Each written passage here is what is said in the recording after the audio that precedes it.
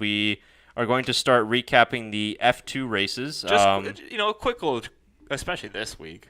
Yeah, of course. A quick recap, but they were more exciting than the F1 races, both of them. Yeah, so obviously there's a featured race and a sprint race. If you don't really know how F2 works, they have a featured race. Obviously, I think you qualify for that, which makes sense, right? Yeah, I think it's Friday they qualify. Yeah.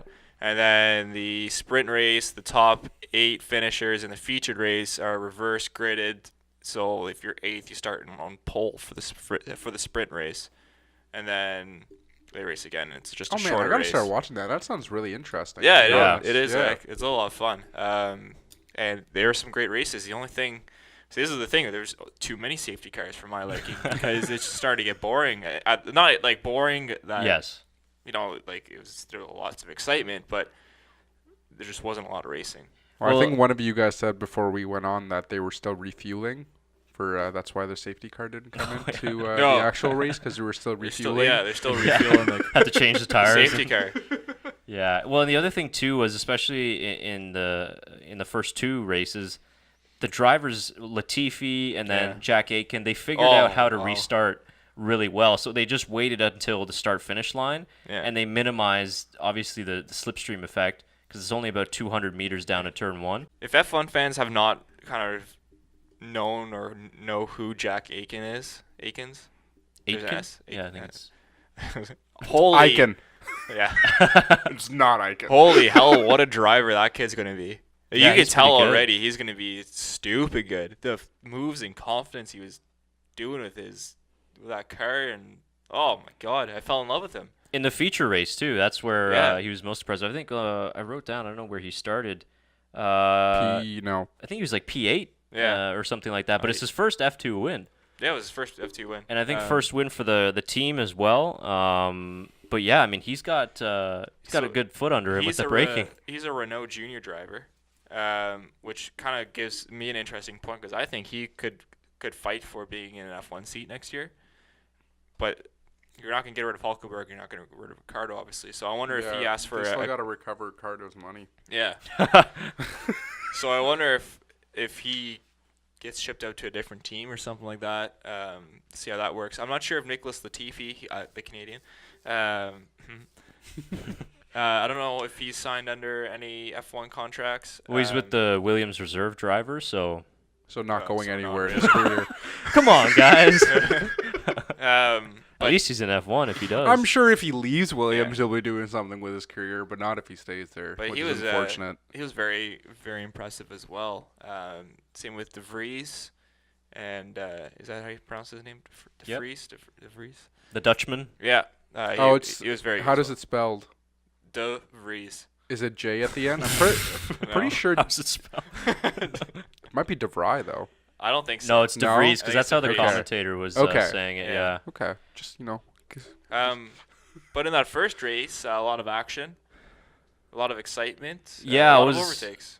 Mick Schumacher just sent it in the first lap. I mean, he almost made it work, but it was just a little bit too ambitious from young Mick. And then it kind of messed up his race, and obviously he had the spin at turn 16. And there's no anti-stall on these cars too, so once you stall, you can't restart your car, so you're out of the race. Yeah, exactly. So we saw, Tatiana Calderon also stopped in both races actually. Yeah. Tough weekend for her. Very tough. But Schumacher in the second race started P19, finished P5. A much better race. Wow, that's really good from him. So, yeah, we saw the battle with him and his teammate. He kind of squeezed out Galail in the end there. Galail, who in the sprint race had a really good start and got into the lead, but then over his tires. Yeah, fell apart because Latifi got by, and I think Aitken. Aitken got by. But I got to say, I was really impressed with Nicholas Latifi. Mm-hmm. Now the championship leader by 19 points. The Dams team has a big constructor's advantage now as well. He's really calm and composed, and he knows how to manage his race very well. He knows how to manage his tires, and I think that's the most important thing out of that, is that he manages his tires so well in both races. In the first race, he got overtaken by a brilliant overtake by, was it Jack King, I think his name was? Jordan King? The King. Was it the guy that raced in IndyCar? I'm not sure. Because I think there was a Jordan King also in IndyCar, if I'm not mistaken, a couple years ago. But what an overtake by him to get the last podium spot in the first race. And in the second race, Latifi dominated that sprint race. Oh, yeah. Just in complete control from start to finish. And it was a short race. There was 3 safety cars in what ended up being like a 14-lap race. Right. Wow. Yeah, which was a little ridiculous. And like, so 7 of those laps were like 8 of those laps were under safety cars. Only really like 8 laps of racing. Because there is a time limit on these races. I think it was in the second race, the sprint race, where I can't remember exactly which driver it was, but they sent it into turn 1 and they almost clipped Latifi on the outside, and there was, I think, Aitken was on the inside. Yeah, it was the second restart in the sprint race. Yeah. That happened, and it was kind of just a crazy scenario. Very close. Everyone was going everywhere. Yeah, it was very exciting. Yeah. Wasn't it? And in the sprint race, Juan Manuel Correa, the American, got his first podium as well. The Sauber junior driver. Yeah, which I guess Sauber still has a junior team. Well, it's owned by Czech Republic owners. Yeah. But I guess you can almost call it an Alpha junior team. I don't know. I think Sauber's still Sauber operating them still or a something. thing. Right. It's going to take, I think, a little bit of time to sort of figure out the teams and the history. Yeah. Of all the teams. It was the 50th F2 race, though, I guess, since they've merged into this whole F2 sort of landscape. But, yeah, I mean, first time watching it because I didn't get to watch the Bahrain one. The racing is really great. These drivers, they're super aggressive, and they get after it. And they're talented, too. Mm-hmm. Very talented. And some of them aren't young. They're 24, 25 years old, so they got good head on their shoulders, experienced. And there's a lot less management than there is in Formula One in terms of tires, fuel. I'm not sure about the energy recovery system, but they have DRS, for example. But it's not DRS is not nearly as big as a wing. No. Probably about half, I would say, half the gap width. And their pit stops, the tire changer is also the guy that puts the tire on. There's not 3 guys on one tire, so exactly. There's actually stuff to do. Yeah, but I mean, it's pretty impressive though. The pit stops are still very quick. Yeah.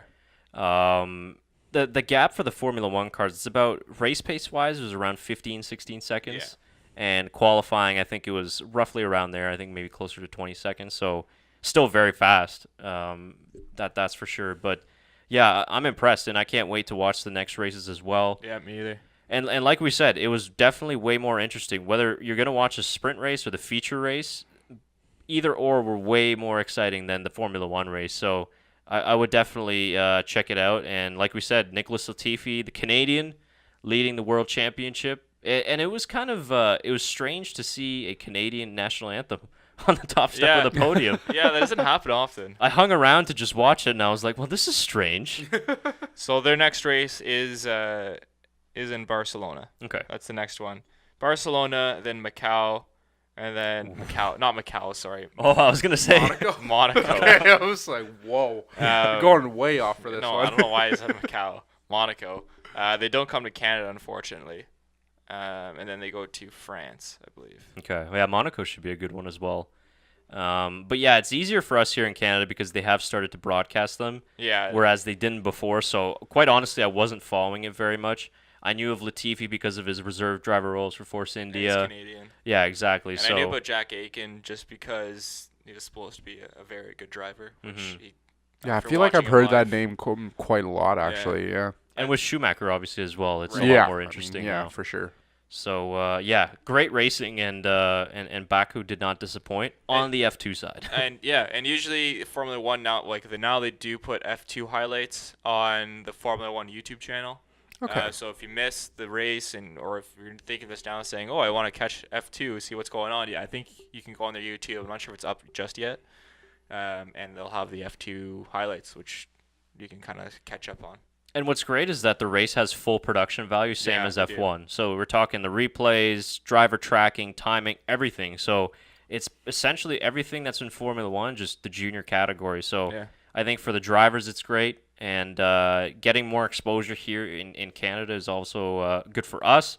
And I think good for you, too. It's good to invest in how they coin it, the stars of tomorrow. Yeah, they did a great job marketing this year, too. Yeah, because we look at the grid today, George Russell, Leclerc, Norris. Albon. These are all F2 drivers that most of them were just racing last year. Yeah. So for us to kind of follow it all season, and then who knows, the driver changes at the end of the year. Yeah. I think we'll be able to provide you guys with a lot more knowledge and info in terms of the drivers coming up through the field. I agree. Fingers crossed for Latifi in an F1 seat next year. Yeah, I think we can say a certain son of a legend will be coming in at one point too. So. Well, what do you call Ralph? Is Ralph Schumacher a legend? yeah, he is in my eyes. he's a Williams legend. Sorry, the legend of the last name. Let's go with that. He's a Toyota legend, Tyler. Yeah, fair enough. Him and Jarno Trulli. I actually think with Schumacher and Mick Schumacher, he said he didn't want to rush it, and I think that's a good strategy. Smart, yeah. And we saw it too. He needs to win the F2 title to be fully ready, which he won't this year. No, I don't think so. And again, he's still young. Yeah. 2 to 3 years. He'll spend a couple years in F2. That Alfa Romeo seat will most likely be there, even the Ferrari seat. Yeah. So, I definitely wouldn't rush it if I was Mick. And I don't think that he will.